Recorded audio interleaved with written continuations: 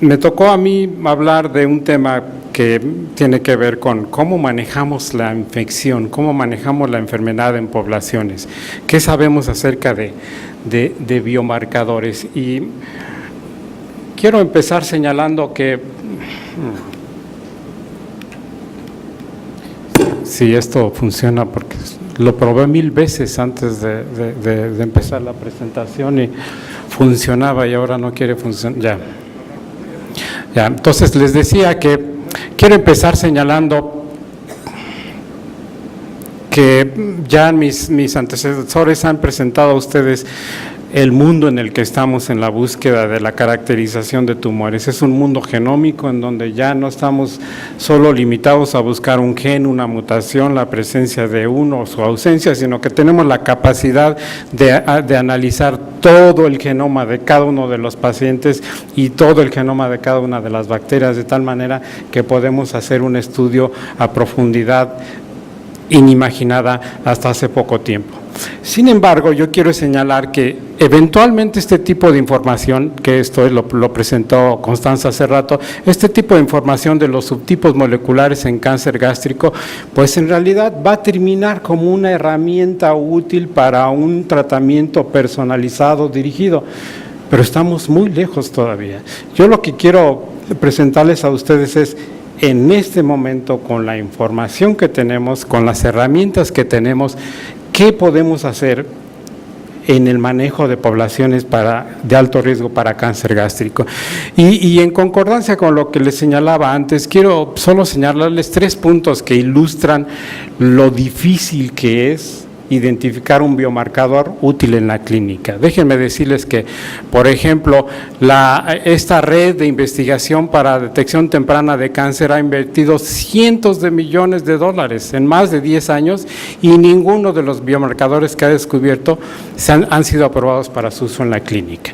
En realidad, mucho trabajo, mucho ruido, pocas nueces. Pero después, además, también que en los últimos 25 años no hay un solo nuevo biomarcador para que se haya aprobado para cáncer. Y la mayoría de los biomarcadores que están en uso clínico en realidad no son útiles para screening en poblaciones, y ese es el punto. Entonces, en realidad, como ustedes pueden ver, un biomarcador es mucho tiempo, es mucho dinero, es bien difícil y todavía no estamos listos.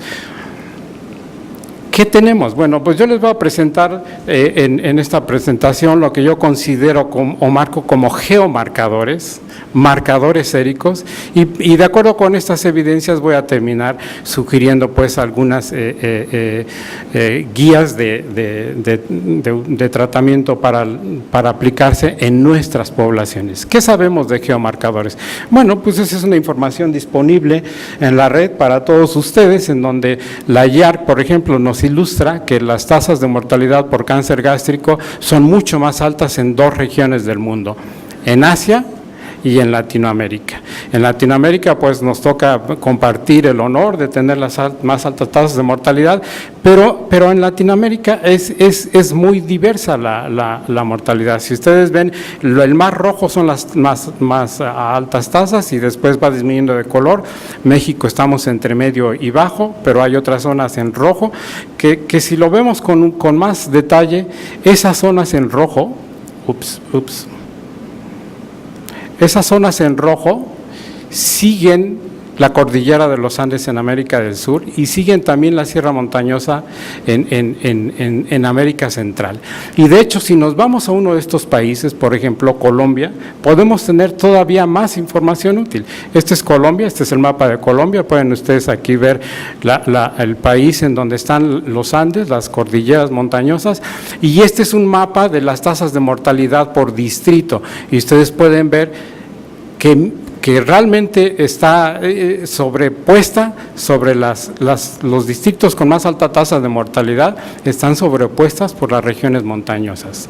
Es un marcador, es un geomarcador que nos ayuda a identificar en un país de alto riesgo distritos específicos que tienen todavía un riesgo para cáncer gástrico mucho mayor que el resto de otros distritos. Y lo mismo que ocurre en Colombia, lo vemos en otros países como en Venezuela, como en Honduras, y realmente entonces es información que podemos utilizar como geomarcadores para identificar poblaciones que tienen más riesgo que otras. Bueno, entonces, en conclusión, estos datos epidemiológicos sobre las tasas de mortalidad realmente nos dan la oportunidad de identificar geomarcadores útiles para identificar poblaciones en las que podemos dirigir nuestras intervenciones. También estos datos señalan que en Latinoamérica la altitud puede ser usada como un geomarcador para detectar aún con mayor precisión estas zonas de alto riesgo. Pasemos al siguiente, seromarcadores. ¿Qué sabemos de eso? Bueno, hay que partir de toda la evidencia que ya nos han presentado más de un ponente, en donde han señalado pues que la infección por Helicobacter puede ser benéfica, porque hay estudios, por ejemplo, que señalan que hay una asociación inversa entre la infección y el riesgo de adenocarcinoma gástrico. Pero también sabemos que la infección se ha asociado con un riesgo reducido de enfermedades autoinmunes como asma, alergia y tal vez diabetes. Y luego, en algunos estudios experimentales, por ejemplo en el ratón, se ha identificado que la producción de IL-8 por células dendríticas en realidad hacen que madure una célula muy particular, T reguladoras, que lo que hacen es regular, modular la respuesta inmune y entonces crear tolerancia, y pareciera ser que precisamente esta interacción es la que protege contra enfermedades autoinmunes. Entonces, no todo es malo, ya lo decía Guillermo, hay puntos interesantes, hay puntos biológicamente positivos que debemos de estudiar más y que debemos de considerar antes de pensar si queremos erradicar a la bacteria. Y esto tiene que ver también con la historia natural de la enfermedad. También ya habíamos visto que la infección ocurre en niños, en realidad en etapas muy tempranas de la vida llega la bacteria, cuando enfrenta la mucosa le produce una respuesta, las células del estómago responden con una inflamación aguda que después se hace crónica, pero en la mayoría de los casos, más del 80%, esta inflamación es asintomática y tal vez es una inflamación que está entrenando el sistema inmune de nuestras mucosas y que puede estar teniendo una función de regulación y disminución de riesgo de algunas enfermedades autoinmunes. Entonces, en realidad, al menos esta etapa de la infección pareciera ser que no la queremos evitar, pareciera ser que la queremos mantener, ¿no? Después, también hemos visto ya por múltiples presentaciones anteriores que es en la etapa adulta temprana en donde empezamos a ver la aparición de lesiones precancerosas. Y lo que sucede es que en una fracción de estos individuos hay, digamos que un accidente biológico, empiezan a no llevarse también la bacteria y la mucosa, alguien habla más fuerte que el otro y entonces provoca una respuesta inflamatoria desmedida, más agresiva que lo que necesita para vivir en paz. Y esa reacción inflamatoria pues puede provocar hipocloridria y atrofia, que si permanece esta agresión inflamatoria puede dar entonces lugar a que haya una progresión hacia otras lesiones como metaplasia intestinal, displasia y finalmente cáncer gástrico ya en una etapa mucho más avanzada. Pero, entonces, lo que quiere decir es que tenemos una etapa en la que no queremos erradicar la infección y tenemos otra etapa en la que ya la queremos erradicar. Y entonces, ¿qué nos deja esto? Pues en realidad nos deja una ventana de oportunidad para los biomarcadores. Va reducida, realmente reducida, porque este es el punto en donde queremos realmente intervenir, este es el punto en donde queremos identificar a estos individuos que se van a ir en esta rama, que es menos del 5% de los que están acá se van a ir para acá. Entonces, es ahí donde queremos nosotros utilizar los marcadores que tenemos, insisto. Entonces, pues, algo que es universalmente disponible y que resulta que puede ser útil es precisamente los estudios serológicos, en donde podemos identificar por medio de anticuerpos la presencia de la infección y la presencia de anticuerpos contra este gen de virulencia que ya mis antecesores les han platicado, que es una proteína oncogénica que aumenta el riesgo para cáncer gástrico. Entonces, podemos evidenciar la infección con cepas virulentas si detectamos anticuerpos contra esa proteína en suero. ¿Y por qué la infección es útil? Bueno, pues digo, ya lo hemos visto en sesiones anteriores, solo déjenme ponerlo en números. Cuando tenemos un adulto con atrofia no atrófica, también gastritis no atrófica asociada a infección, este individuo puede tener un riesgo de 4 veces mayor de presentar cáncer gástrico más adelante. Pero si es un adulto que tiene ya atrofia e infección, entonces el riesgo puede ser tan alto como 15 veces. Y si es una panatrofia muy severa, entonces el riesgo puede ser hasta 90 veces. Entonces es un hecho pues que la infección es necesaria y si nosotros la podemos detectar, pues puede ser un marcador para identificar individuos en riesgo. Y hay evidencias como esta, en este metaanálisis, en donde estudiando diferentes 15 estudios, en esos 15, 11 de ellos tenían un OR de asociación significativa para cáncer, significativo, y es un OR que iba desde 2 hasta, si ustedes pueden ver aquí, pues hasta 5. Entonces, hay un estudio en donde se va hasta 12. Entonces, en realidad, la mayoría de las evidencias sugieren que si bien no en todas las poblaciones, en un gran número de poblaciones, identificar la infección por medio de serología puede ser un marcador útil. Y para CAC-A también, sí, estos es pruebas serológicas para detectar anticuerpos contra la proteína. Lo mismo en este metaanálisis, en 10 estudios, 8 de ellos mostraron un OR significativo. Y este OR fue mucho más fuerte, si ustedes pueden ver, comparado con nada más la infección, tiene una fuerza de asociación un poquito más fuerte.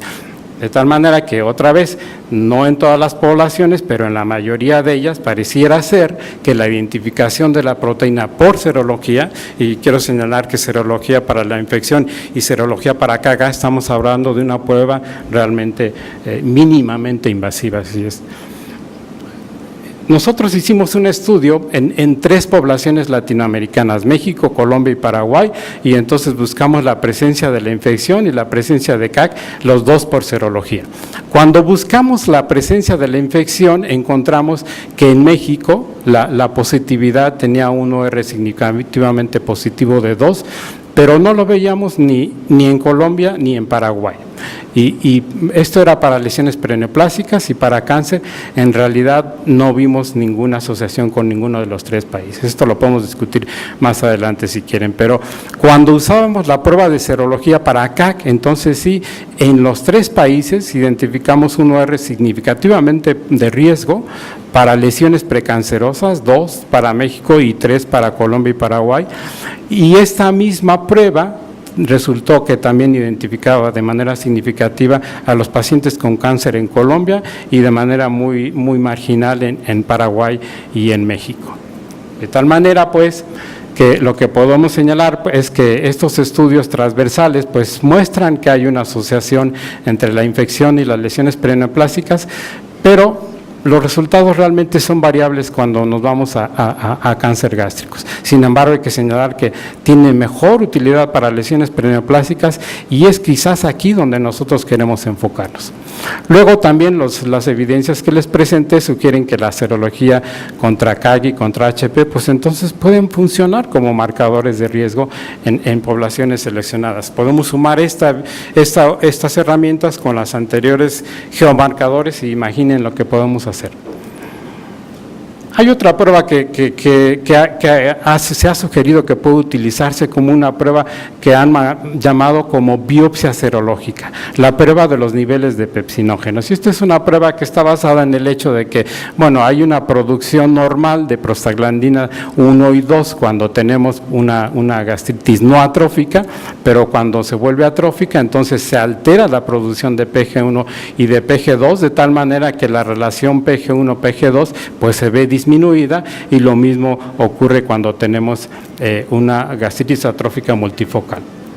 Bueno, esto está basado en estudios en Asia principalmente, y este es, por ejemplo, un estudio en China, en donde ustedes pueden ver un estudio en 1.500 sujetos, y lo que aquí están señalando es otra vez, son pruebas serológicas en donde la infección, cuando era positiva, después es un ensayo de seguimiento a 14 años, cuando en la prueba basal a los individuos los clasificaron en negativos o positivos para la infección y en valores de pepsinógeno normales o anormales. Entonces, bueno, los que tenían la infección Después de 14 años, la incidencia de cáncer gástrico fue mayor que en los que no la tenían, con un valor significativo de 4 veces más el riesgo.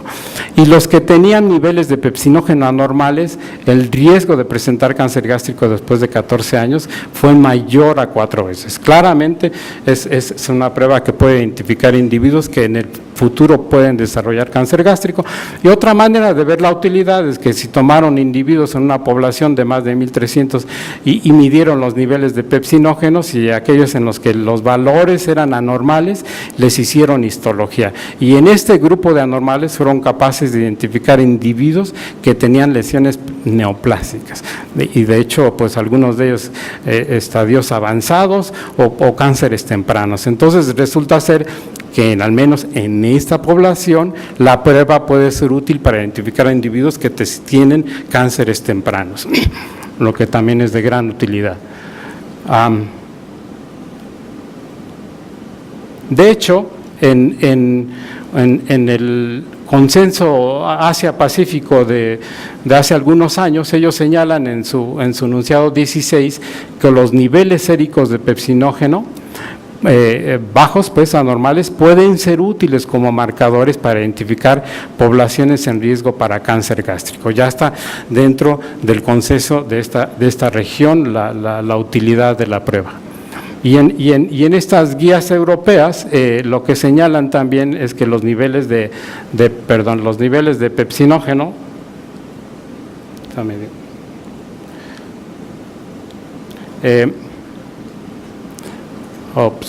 déjenme cambiar. Voy a cambiar de marcador. Entonces, los niveles de pepsinógeno pueden predecir gastritis atrófica extensiva, y esto es lo que dice este consenso europeo. Entonces, dan como válida la utilidad de esta prueba. Y en Japón hay una ruta de escrutinio que está basada precisamente en pruebas serológicas y que la llaman ABC. Y entonces de aquí a la población en estudio la clasifican en HP negativo, con valores normales de prostaglandina, y no lo siguen.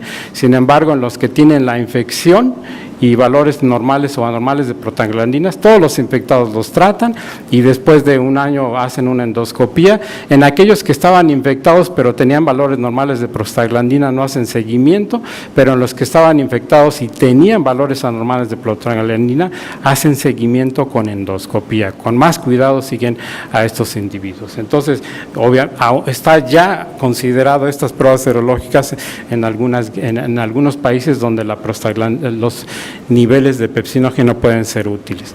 Bueno, en Asia funciona muy bien, pero ¿qué pasa en otras poblaciones? Pues la situación es bastante irregular y diferente. Miren, esta es una serie de estudios en diferentes países en Latinoamérica y en Europa, en donde han evaluado precisamente la utilidad de los valores de pepsinógeno como prueba para identificar individuos con atrofia. Y entonces, si ustedes pueden ver, por ejemplo, en este estudio en México, la sensibilidad es la prueba 14%, aunque tiene una especificidad muy baja. Este otro estudio en Chile, una sensibilidad del 56%, aunque la especificidad era del 100%. Y en países como Italia, una sensibilidad de alrededor del 50% y una especificidad bastante regular. De tal manera, pues, que así como estos en otros estudios, vean ustedes en Estados Unidos, señalan una sensibilidad de 0%, no sé si sea un error, pero así está señalado, y una especificidad del 100%. Pero el asunto es que fuera de Asia, por alguna razón, varios estudios documentan que no es realmente tan efectivo como puede ser en poblaciones en Asia. Si esto hay que corroborarlo con estudios más grandes y más estudios de todos los que ya se han hecho, es una cuestión de debate, pero la evidencia que hay hasta ahorita es que señala que en nuestras poblaciones no es útil. Nosotros hicimos un estudio para identificar lesiones precancerosas, midiendo los niveles de las prostaglandinas, y vean ustedes que para detectar atrofia, la sensibilidad era de 33%, para detectar metaplasia del 33% y cáncer del 12%, aunque la especificidad, como en otros estudios, en realidad era arriba del 90%, pero como igual que en otros estudios anteriores, la sensibilidad en realidad de esta prueba en nuestra población es muy pobre. En realidad no me parece que sea útil. Entonces, de acuerdo con todos estos antecedentes, ¿qué podemos sugerir como rutas de escrutinio en nuestras poblaciones?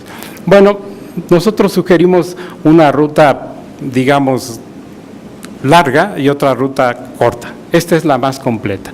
Y entonces lo que sugerimos es que, de acuerdo a la identificación geomarcador, podemos tener poblaciones que tienen más riesgo de cáncer gástrico, no solo a nivel de país, sino también a nivel, en nuestro caso, de estado. Ustedes saben que Chiapas, Yucatán, Sonora, Baja California Sur, son estados que tienen más altas tasas de cáncer gástrico que otros estados como Zacatecas, Michoacán, en fin. Hay contrastes de hasta 4 veces la mortalidad por cáncer gástrico en nuestro país. Entonces, en nuestro país también tenemos herramientas epidemiológicas que nos pueden ayudar en este punto inicial a enfocarnos en poblaciones que tienen más alto riesgo. Una vez que estamos en estas poblaciones, nosotros sugerimos que trabajemos con individuos mayores de 40 años. ¿Por qué? Por lo que les señalaba anteriormente, yo no quiero quitar la infección en niños ni en jóvenes, y sí la quiero quitar en adultos tempranos antes de que empiecen a aparecer las lesiones precancerosas. Entonces, nuestra sugerencia es en adultos mayores de 40 años, y lo primero que hacemos pues es identificar a los que tienen una historia de familia, una historia familiar de primer grado de cáncer gástrico, y estos en particular pues ya hacerles el diagnóstico, endoscopía y seguimiento sin duda. Pero los que no tienen estos antecedentes, bueno, pues lo que hacemos es serología para la infección y para CAC, y entonces a los que no tienen ni infección ni CAC, pues no los seguimos, pero los que tienen la infección, pues los erradicamos, y aquellos que eran negativos para CAC, entonces pues lo único que hacemos es confirmar la erradicación después de un año de tratamiento, y después en los que eran infectados y tenían la proteína CAG además, entonces a ellos sí les prestamos un poco más de cuidado y sugerimos entonces que se haga un seguimiento con endoscopía, y que, bueno, de acuerdo a estos resultados se trate a aquellos que no erradicaron, o que se haga un seguimiento con endoscopía ya enfocados en las características de cada individuo. El otro corto, la vía corta, pues es, bueno, como igual identificamos poblaciones de alto riesgo a nivel de estado, y en aquellos pues separamos a los que tienen antecedentes familiares y les hacemos un seguimiento en corto, pero los que no tienen este antecedente, pues lo que hacemos puede ser identificar la infección o por serología o por VT. Y entonces, bueno, separar.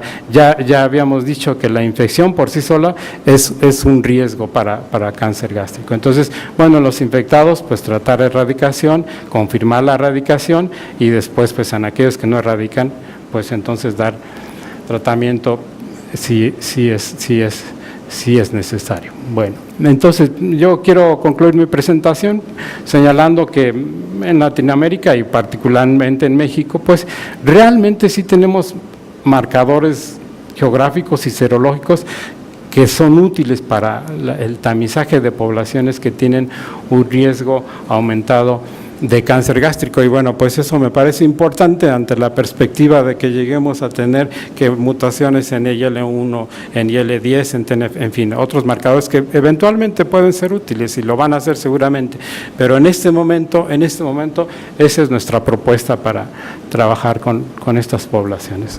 Muchas gracias.